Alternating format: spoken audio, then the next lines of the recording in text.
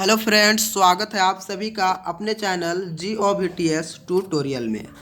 तो दोस्तों आज आप लोगों का Jack class 10th Jack class 10th का जो है आज एग्ज़ाम है। जी हाँ दोस्तों, और उससे पहले मैं आज आप लोगों के लिए बिल्कुल आपका एग्ज़ाम में जिस प्रकार से जो है एग्ज़ाम में क्वेश्चन पूछे जाएंगे 30+50, यानी कि दोस्तों आपका 30 नंबर का ऑब्जेक्टिव रहेगा और दोस्तों 50 नंबर का आपका सब्जेक्टिव क्वेश्चन रहेगा। तो दोस्तों उसी प्रकार से मैं आप लोगों के लिए क्वेश्चन तैयार करके लाया हूं, जिसमें से दोस्तों बहुत सारे क्वेश्चन जो है आप लोगों का एग्ज़ाम में पूछने की संभावना है। और दोस्तों आप लोगों के लिए बहुत ही ज़्यादा मोस्ट इम्पोर्टेंट क्वेश्चन रहने वाला है, इसलिए दोस्तों आप वीडियो में जो शुरू से लेकर अंत तक बने रहिएगा दोस्तों।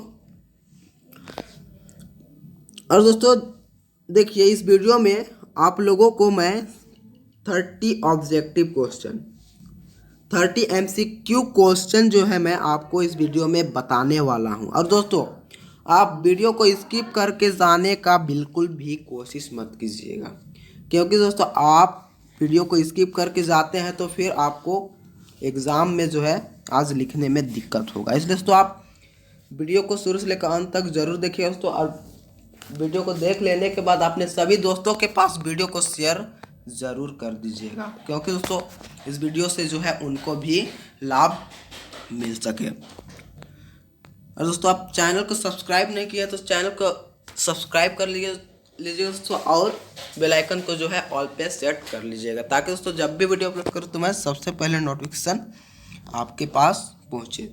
तो चलिए दोस्तों हम लोग बिना देर किए हुए जो वीडियो को शुरू करते हैं। क्या दोस्तों जैक क्लास 10th क्या दोस्तों जैक क्लास 10th प्रश्न सह उत्तर पुस्तिका 2024 एनुअल गणित सैद्धांतिक मैथ थ्योरी। क्या दोस्तों मैथ्स थ्योरी। अरे आपको दोस्तों यहाँ वीक्षक का पूर्ण हस्ताक्षर करवा लेना है, नहीं तो दोस्तों आपका पेपर जो है चेक नहीं होगा।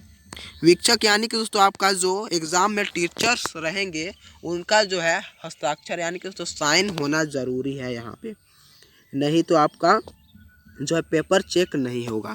फिर दोस्तों आप लोग पंजीयन संख्या भर लीजिएगा, पंजीयन वर्ष भी भर लीजिएगा, रोल कोड भर लीजिएगा, रोल नंबर भर लीजिएगा, अच्छी तरीके से ये सब जो है भर लीजिएगा, मिस्टेक बिल्कुल भी मत कीजिएगा।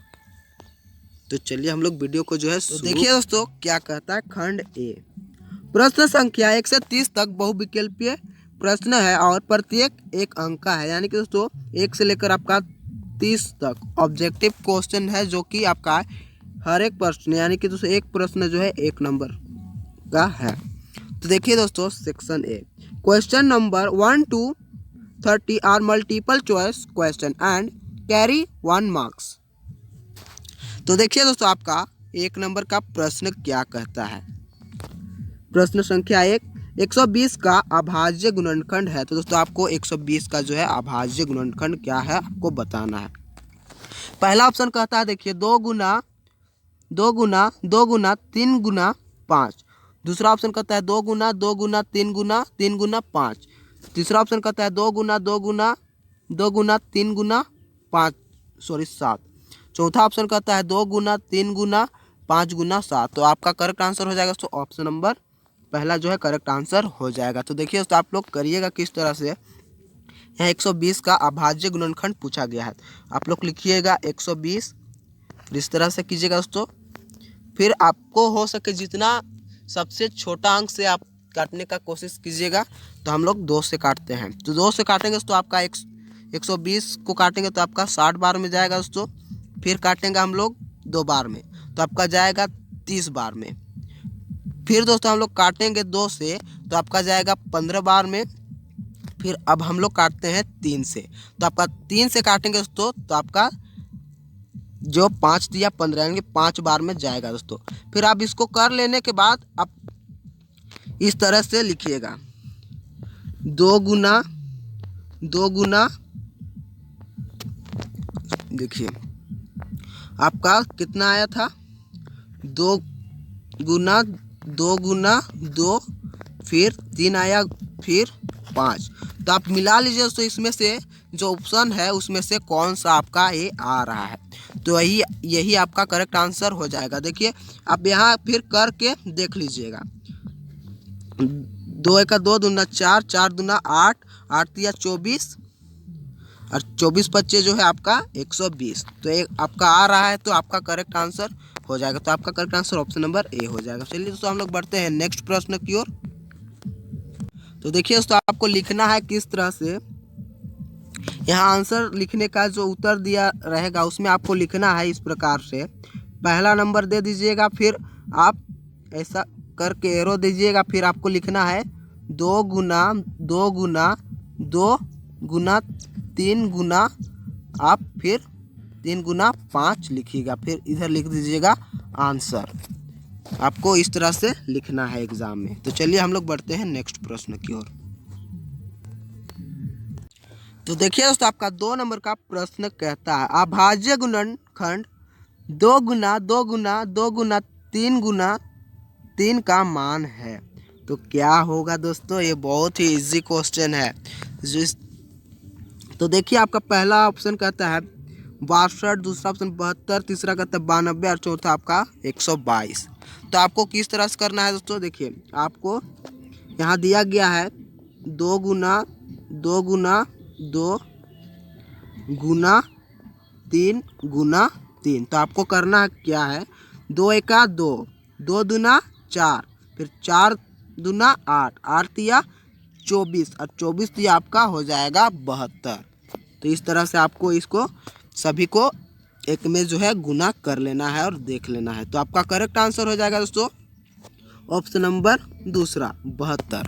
तो देखिए दोस्तों आपको एग्ज़ाम में हिंदी और इंग्लिश दोनों में दिया हुआ रहेगा, आप जिसमें सूटेबल है आप उसमें आंसर दे सकते हैं। तो आपका आंसर हो जाएगा 72। आपको आंसर में लिखना है दोस्तों ऑप्शन दूसरा, फिर एरो दीजिएगा, फिर 72 लिखिएगा, फिर आंसर लिख दीजिएगा। तो चलिए हम लोग बढ़ते हैं नेक्स्ट प्रश्न की ओर। तो दोस्तों आपका 3 नंबर का प्रश्न क्या कहता है, तो देखिए आपका क्या कहता है 6 और 20 का HCF है। तो दोस्तों आपको यहाँ बताना है 6 और 20 का HCF क्या है। पहला ऑप्शन कहता है 2, दूसरा ऑप्शन कहता है 6 और तीसरा ऑप्शन कहता है 20 और चौथा ऑप्शन आपका कहता है 60। तो देखिए दोस्तों आपको HCF किस तरह से जो है निकालना है। यहाँ जो पहला अंक दिया हुआ है आपका 6, तो आपको निकालना है इस तरह से। देखिए तो आपको 2 से देना है 2 तिया 6, फिर आपको करना है आपका फिर जाएगा 3 से, 3 एका 3, फिर आपका दिया गया है दोस्तों 20। तो 20 का हम लोग निकलाएंगे। अब देखिए आपका अब जाएगा, हमको सबसे छोटा अंक से जो है काटना है। तो जितना हो सके हम लोग सबसे पहले जो है छोटा अंक से काटेंगे। तो हम लोग 2 से काटते हैं, 2 जाएंगे 10, 10 बार में गया, फिर काटेंगे हम लोग 2 से, आपका जाएगा 5 में, 5 बार में, फिर हम लोग काटेंगे दोस्तों 5 से, तो 5 एका 5। दोस्तों आपको फिर लिखना है इस तरह से, आप देखिए लिखना है, हम लोग निकाल लिए काट लिए, अब फिर लिखना है किस तरह से 6 बराबर 2 गुना 3, फिर दिया है आपका 20 बराबर आपका 2 गुना 2 गुना 2 5। इस तरह से जो हम लोग का निकला था, काटे थे तो इतना आया था। तो हम लोग को देखना है इसमें से कौन जो है आपका आया, कौन सबसे ज़्यादा बड़ा आया है। तो देखिए 6 में भी 2 आया है, फिर 20 में भी 2 आया, तो इसको आपको ये कर देना है, घेरा कर देना है। तो आपका HCF जो हो जाएगा दोस्तों आपका क्या होगा, HCF जो है आपका 2 हो जाएगा। तो आपका करेक्ट आंसर हो जाएगा दोस्तों ऑप्शन नंबर पहला करेक्ट आंसर हो जाएगा। दोस्तों आपको सब्जेक्टिव प्रश्न में भी ये क्वेश्चन पूछा जाएगा, आप लोग अच्छी तरह से देख लीजिएगा।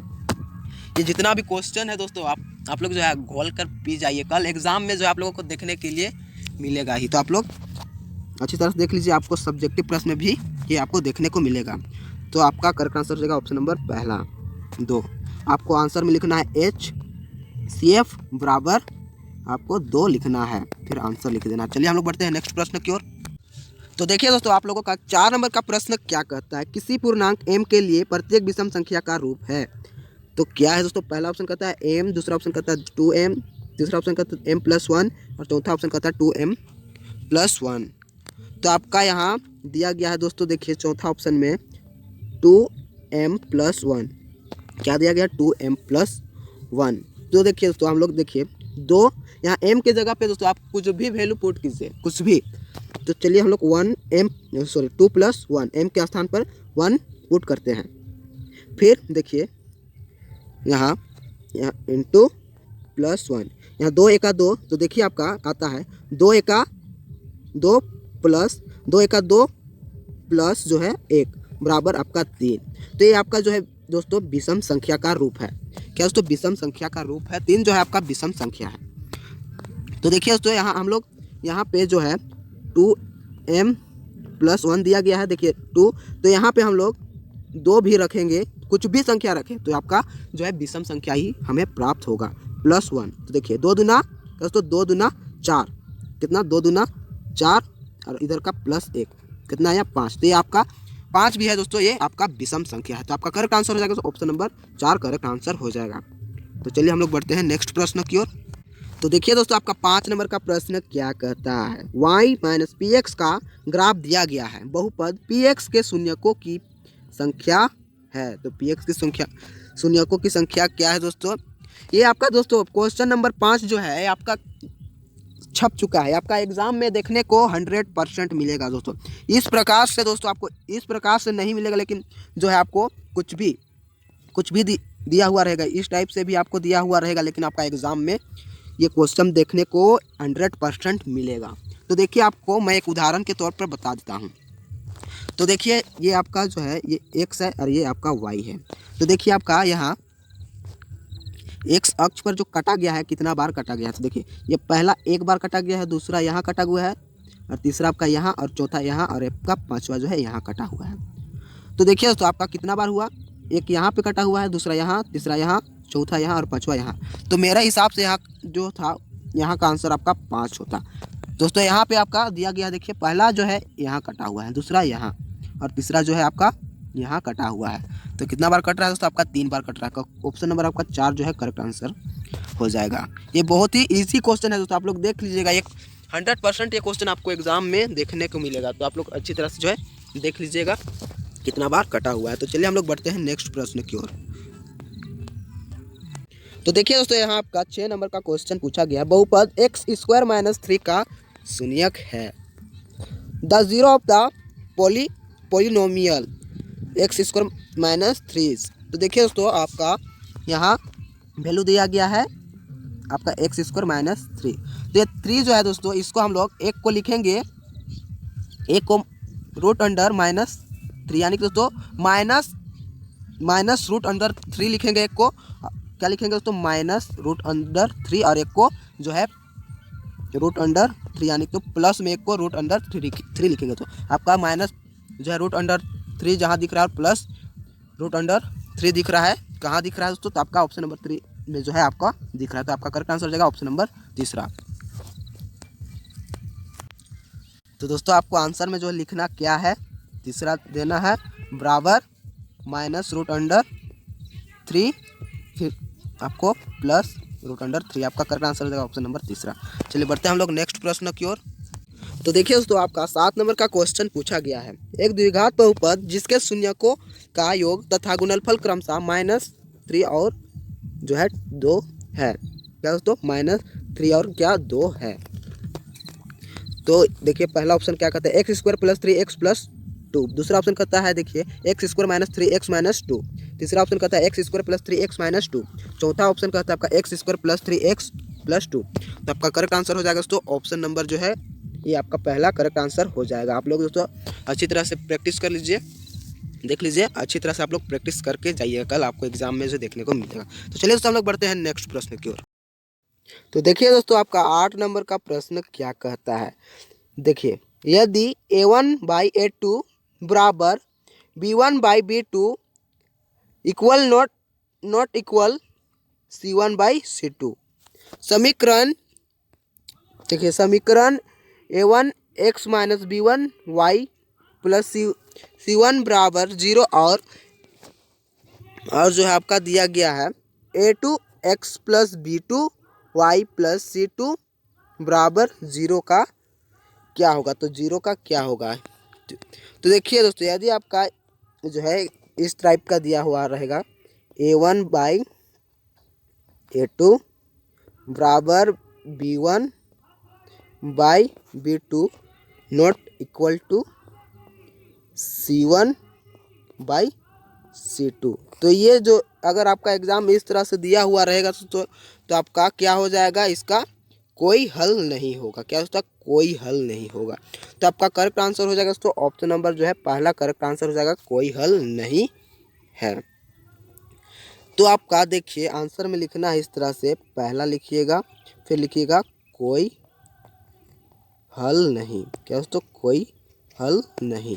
इस तरह से आप लोग एग्जाम में लिख दीजिएगा। तो चलिए दोस्तों हम लोग बढ़ते हैं नेक्स्ट प्रश्न की ओर। तो देखिए दोस्तों आपका 9 नंबर का प्रश्न क्या कहता है, क्या कहता है दोस्तों, देखिए इंग्लिश में क्या कहता है। The solution of the pair of linear equation 2x minus y बराबर 5 एंड 3x प्लस 2y बराबर 4 इज दिया हुआ है दोस्तों। आपका हिंदी में क्या कहता है, रैखिक समीकरण युग्म 2x माइनस वाई बराबर 5 और 3x प्लस 2y बराबर 4 का हल है। तो क्या है दोस्तों इसका हल। तो आपका करेक्ट आंसर हो जाएगा सो ऑप्शन नंबर पहला जो है करेक्ट आंसर हो जाएगा। देखिए x बराबर 2 और y बराबर जो है -1। तो आपका करेक्ट आंसर हो जाएगा ऑप्शन नंबर पहला। जो आप लोग अच्छी तरह से जो है दोस्तों आप लोग जो है तैयारी कर लीजिएगा, देख लीजिएगा अच्छी तरह से आप लोग देख लीजिएगा। तो चलिए हम लोग बढ़ते हैं नेक्स्ट प्रश्न की ओर। तो देखिए दोस्तों आपका 10 नंबर का प्रश्न क्या कहता है, रैखिक समीकरण युग्म जिसका हल होता है कहलाता है। तो दोस्तों जिसका जो है समीकरण युग्म यानी कि जिसका हल होता है वो क्या कहलाता है दोस्तों, उसे आपको बताना है। तो आपका करेक्ट आंसर हो जाएगा दोस्तों ऑप्शन नंबर पहला। तो हम लोग उसे क्या कहते हैं दोस्तों, तो हम लोग उसे कहते हैं संगत। तो चलिए हम लोग जो लिखेंगे आंसर में आप लोग को लिखना है, पहला लिखिएगा फिर आपको लिखना है संगत। क्या दोस्तों, संगत लिखना है आंसर में। तो चलिए दोस्तों हम लोग बढ़ते हैं नेक्स्ट प्रश्न की ओर। तो देखिए दोस्तों आपका 11 नंबर का प्रश्न क्या कहता है, समीकरण युग। क्या दोस्तों, समीकरण युग्म आपका दिया गया है 3x प्लस 2y बराबर 5 और आपका दिया गया है 2x माइनस 3y बराबर 7 दिया गया है। तो देखिए दोस्तों, तो ये जो है इनके जो है कितने हल होंगे, तो कितने हल होंगे दोस्तों, आपका करेक्ट आंसर हो जाएगा ऑप्शन नंबर पहला। तो इनके एक हल होंगे। आप लोग जो है दोस्तों अच्छी तरह से जो है आप लोग प्रैक्टिस कर लीजिएगा। बढ़ते हैं हम लोग नेक्स्ट प्रश्न की ओर। तो देखिए दोस्तों आपका 12 नंबर का प्रश्न क्या कहता है, समीकरण युग 2x प्लस वाई माइनस 6 बराबर जो है आपका 0 दिया गया है। फिर आपका दिया गया 2x माइनस 2x जो है आपका क्या दिया गया है दोस्तों, माइनस दिया गया है, माइनस के वाई माइनस 2 बराबर 0 के अद्वितीय हल होने के लिए के का मान है। तो के का मान क्या है दोस्तों, तो 12 का आपका करेक्ट आंसर हो जाएगा ऑप्शन नंबर पहला -1। क्या दोस्तों, -1। आप लोग अच्छी तरह से प्रैक्टिस कर लीजिएगा। चलिए हम लोग बढ़ते हैं नेक्स्ट प्रश्न की ओर। 13 नंबर का प्रश्न आपका कहता है, देखिए दोस्तों आपका क्या कहता है, यदि रैखिक समीकरणों का कोई युग्म असंगत है तब इसके आलेख की रेखाएं होगी, तब इनके आलेख की रेखाएं क्या होगी दोस्तों। तो आपका 13 नंबर का करेक्ट आंसर हो जाएगा दोस्तों ऑप्शन नंबर जो है तीसरा आपका करेक्ट आंसर हो जाएगा, क्या होगा, समांतर होगा। आपका करेक्ट आंसर हो जाएगा ऑप्शन नंबर तीसरा। बढ़ते हैं दोस्तों हम लोग नेक्स्ट प्रश्न की ओर। 14 नंबर का प्रश्न आपका कहता है, देखिए निम्न में से कौन द्विघात समीकरण नहीं है।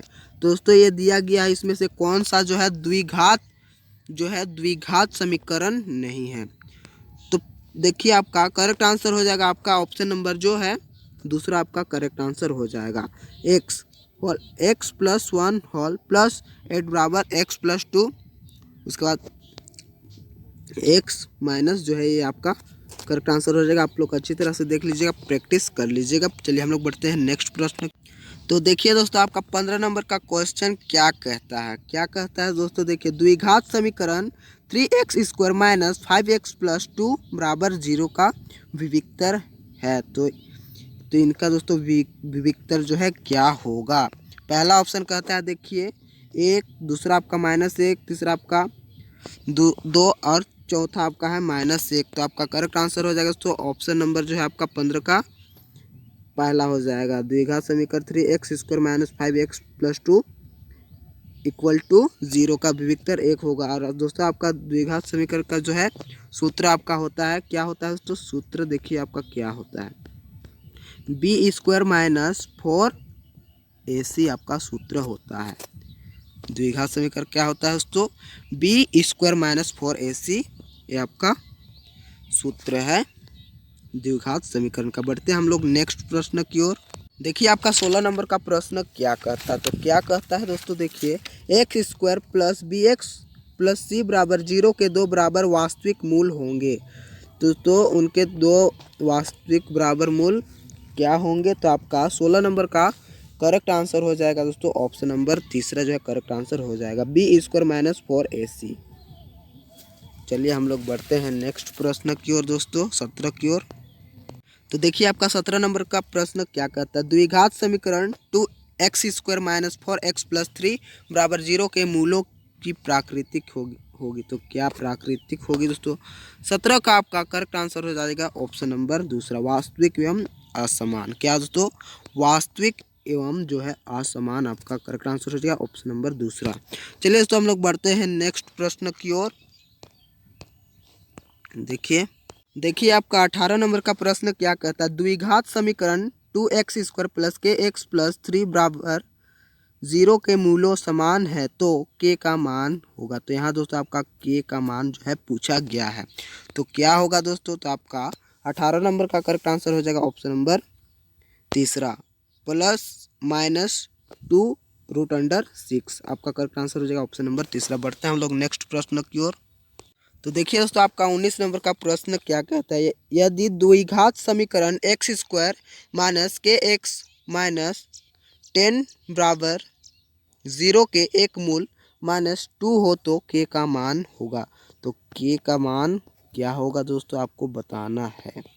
तो देखिए दोस्तों आपका पहला ऑप्शन कहता है -3, दूसरा आपका 3 दिया है, तीसरा आपका -2 और चौथा आपका 2 दिया गया है। तो आपका 19 नंबर का करेक्ट आंसर हो जाएगा ऑप्शन नंबर दूसरा, 3 आपका करेक्ट आंसर हो जाएगा। चलिए हम लोग बढ़ते हैं नेक्स्ट प्रश्न की ओर। आप लोग लिख लीजिएगा यहाँ 3 एरो, फिर आप लोग 3 लिखिएगा आंसर।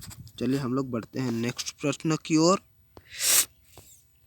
तो देखिए दोस्तों आपका 20 नंबर का प्रश्न क्या कहता है, द्विघात समीकरण 6x² minus x minus 2 equal to 0 के मूल होगा। क्या दोस्तों? यहाँ आपका दिया गया 6² minus x minus 2 equal to 0 के मूल है। तो क्या मूल है दोस्तों? आपका 20 का करेक्ट आंसर हो जाएगा ऑप्शन नंबर पहला, 2/3 माइनस 1/2 आपका करेक्ट आंसर हो जाएगा। चलिए आप लोग अच्छी तरह से जो है प्रैक्टिस कर लीजिएगा। चलिए हम लोग बढ़ते हैं नेक्स्ट प्रश्न की ओर।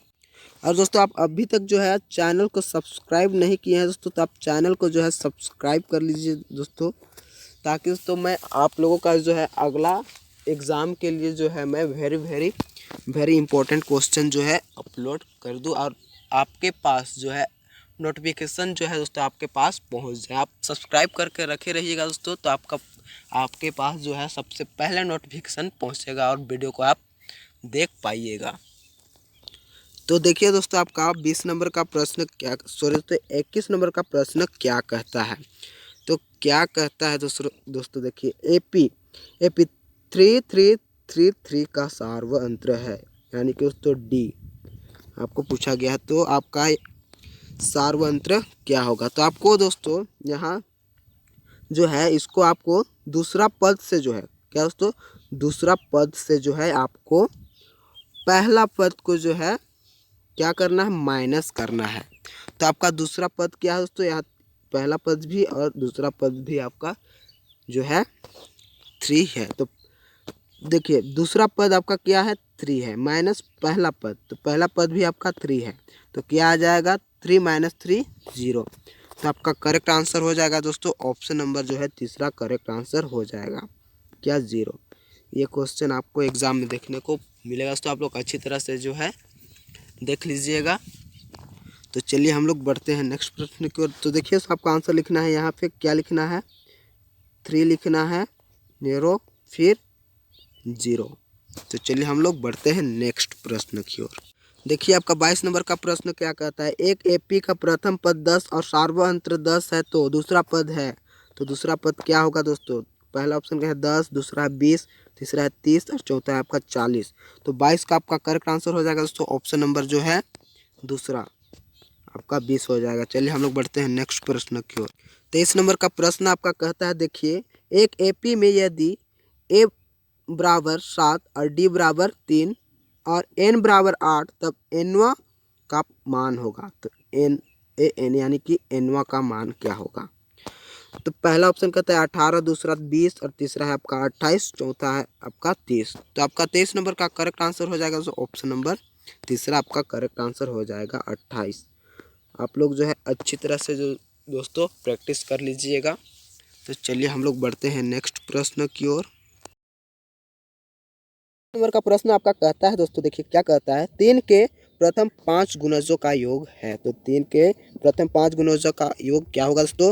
पहला ऑप्शन कहता है 75, दूसरा कहता है 65, तीसरा कहता है 55 और चौथा कहता है आपका 45। तो आपका 24 का करेक्ट आंसर हो जाएगा दोस्तों ऑप्शन नंबर चौथा आपका करेक्ट आंसर हो जाएगा 45। बढ़ते हैं हम लोग नेक्स्ट प्रश्न की ओर दोस्तों। तो देखिए दोस्तों आपका 25 नंबर का क्वेश्चन क्या कहता है, सभी वृत्त होते हैं, तो सभी वृत्त क्या होते हैं दोस्तों। पहला ऑप्शन कहता है सार्वसम और दूसरा कहता है समरूप, तीसरा कहता है सर्वांगसम एवं समरूप दोनों, या फिर चौथा कहता है इनमें से कोई नहीं। तो आपका करेक्ट आंसर हो जाएगा दोस्तों ऑप्शन नंबर दूसरा आपका करेक्ट आंसर हो जाएगा समरूप। तो सभी वृत्त क्या होते हैं तो समरूप होते हैं। बढ़ते हैं हम लोग नेक्स्ट प्रश्न की ओर। तो देखिए आपका 26 नंबर का प्रश्न क्या कहता है, आकृति में डी ई समांतर बी सी है तो ई सी का मान होगा। क्या दिया आकृति में दिया गया है दोस्तों, आपका क्या दिया गया है, आकृति में आपका दिया गया है डी ई समांतर बी सी है, तो आपका पूछा गया है इसी क्या दोस्तों, इसी का मान आपको बताना है। क्या इसी का मान बताना है। तो चलिए हम लोग देखते हैं क्या निकलता है। देखिए पहला ऑप्शन कहता है 3 सेंटीमीटर, दूसरा आपका 2 सेंटीमीटर और तीसरा आपका 1 सेंटीमीटर, चौथा 1.5 सेंटीमीटर। तो आपका करेक्ट आंसर हो जाएगा दोस्तों ऑप्शन नंबर पहला करेक्ट आंसर हो जाएगा 3 सेंटीमीटर। आप लोग अच्छी तरह से प्रैक्टिस कर लीजिएगा। चलिए हम लोग बढ़ते हैं नेक्स्ट प्रश्न की ओर। तो देखिए दोस्तों आपका 28 नंबर का प्रश्न क्या कहता है, यदि जो है त्रिभुज ए बी सी और त्रिभुज डी ई एफ में कोण ए बराबर कोण डी और कोण बी बराबर कोण एफ और कोण सी बराबर कोण ई है, तो दोस्तों क्या यहाँ होगा। देखिए पहला ऑप्शन कहता है त्रिभुज ए बी सी सर्वांगसम आपका त्रिभुज डी ई एफ का, दूसरा आपका देखिए त्रिभुज B C A B S C सर्वांगसम त्रिभुज डी ई एफ, तीसरा है आपका ए बी सी सर्वांगसम त्रिभुज डी ई एफ। तो आपका करेक्ट आंसर हो जाएगा दोस्तों ऑप्शन नंबर जो है तीसरा आपका करेक्ट आंसर हो जाएगा। आप लोग अच्छी तरह से प्रैक्टिस कर लीजिएगा। चलिए हम लोग बढ़ते हैं नेक्स्ट प्रश्न के, और हम लोगों के पास 2 ऑब्जेक्टिव प्रश्न जो है बचा हुआ है। तो चलिए हम लोग बढ़ते हैं नेक्स्ट प्रश्न। तो देखिए आपका 29 नंबर का प्रश्न क्या कहता है, 2 समरूप त्रिभुजों की भुजाएं 4:9 क्या दोस्तों 4:9 के अनुपात में है, इन त्रिभुजों के क्षेत्रफलों का अनुपात है, क्या होगा दोस्तों। तो देखिए आपका क्या होगा, तो आपका जो होगा 4 चौके कितना दोस्तों, 4 चौके जो है 16, कितना दोस्तों 4 चौके 16 और आपका 9 क्या हो जाएगा 81। आप लोग को इसी तरह से जो है करना होगा क्या दोस्तों। देखिए यहाँ 4 दिया हुआ है 4:9 यहाँ दिया हुआ है, आपको पहले 4 से है दोस्तों 4 को गुना करना होगा, तो आपका जो हो जाएगा 16, 4 से 4 को गुना कीजिएगा तो आपका आंसर होगा 16। और दोस्तों आपका 9 से जो कीजिएगा 9 से आप 9 को गुना कीजिएगा, यहाँ 9 दिया हुआ है 9 से 9 को गुना कीजिएगा तो आपका क्या आ जाएगा दोस्तों 9 81। तो आपका 9 81, तो आपका क्या आंसर हो जाएगा ऑप्शन नंबर 4 जो है करेक्ट आंसर हो जाएगा दोस्तों। 4 का निकला 16 और आपका जो है 9 का निकला कितना दोस्तों 81। आप लोग इसी तरह से यहाँ पे जो है आपका दोस्तों कुछ भी संख्या दिया रहे तो आप लोग इसी तरह से कीजिएगा, आपका आंसर निकल जाएगा। तो आपका आंसर हो जाएगा ऑप्शन नंबर 4। चलिए हम लोग बढ़ते हैं नेक्स्ट प्रश्न की ओर दोस्तों, और ये हम लोगों का ऑब्जेक्टिव का लास्ट प्रश्न रहेगा। तो आंसर आप लोग लिख लीजिएगा, यहाँ क्या लिखिएगा दोस्तों 16 जो है 81 लिखिएगा। और यहाँ देखिए आपका पहले 81 दिया हुआ है फिर 16 दिया हुआ है, तो इस तरह से आपका ये नहीं होगा। जो पहले आपका दिया हुआ है 4 दिया हुआ है तो पहले 16 होना चाहिए, फिर 9 दिया हो तो आपका 81, इधर आप 81 लिखिएगा और इधर 16 तो आपका गलत हो जाएगा। इसलिए तो आपका यहाँ लिखना है क्या लिखना है 4 लिखना है, फिर 16 81। चलिए हम लोग बढ़ते हैं नेक्स्ट प्रश्न की ओर। तो देखिए 30 नंबर का प्रश्न क्या कहता है और दोस्तों ये हम लोग का लास्ट प्रश्न है। एक समकोण त्रिभुज में कर्ण बराबर 13 सेंटीमीटर, एक भुजा 12 बराबर 12 सेंटीमीटर, तो शेष भुजा की लंबाई क्या होगी? तो शेष भुजा की लंबाई क्या होगी दोस्तों? पहला ऑप्शन कहता है 6 सेंटीमीटर, दूसरा है आपका 5 सेंटीमीटर, तीसरा है 16 सेंटीमीटर और चौथा है आपका 8 सेंटीमीटर। तो आपका आंसर क्या होगा दोस्तों? तो आपका करेक्ट आंसर हो जाएगा ऑप्शन नंबर दूसरा, यानी कि 5 सेंटीमीटर जो है आपका करेक्ट आंसर हो जाएगा। सर ये आपका 5 जो है कितना किसका वर्गमूल है? तो आपका 25 का वर्गमूल, क्या 25 का वर्गमूल आपका 5 होगा। तो आपका करेक्ट आंसर हो जाएगा ऑप्शन नंबर दूसरा आपका करेक्ट आंसर होगा। तो चलिए हम लोग वीडियो को यहीं पर अंत करते हैं, फिर मिलते हैं अगले वीडियो में। और दोस्तों आपको वीडियो अगर पसंद आया तो वीडियो को एक लाइक कर दीजिएगा दोस्तों। और चैनल पर पहली बार आए तो चैनल को जो है आप सब्सक्राइब कर लीजिएगा दोस्तों, क्योंकि दोस्तों मैं जब भी वीडियो अपलोड करूँ तो सबसे पहले नोटिफिकेशन जो है आपके पास पहुँचे। और दोस्तों आप लोगों का एग्ज़ाम, अगला जो एग्ज़ाम होगा उसके लिए मैं VVI ऑब्जेक्टिव सब्जेक्टिव क्वेश्चन जो है अपलोड कर दूंगा। इसलिए दोस्तों आप अभी तक आप चैनल को जो है सब्सक्राइब नहीं किया है दोस्तों, तो सब्सक्राइब जरूर कर लीजिएगा। और दोस्तों आप वीडियो को पूरा देख लिया तो आप अपने सभी दोस्तों के पास वीडियो को शेयर जरूर कर दीजिएगा, क्योंकि दोस्तों उनको भी इस वीडियो से लाभ मिल सके। तो चलिए दोस्तों मिलते हैं हम लोग फिर अगले वीडियो में।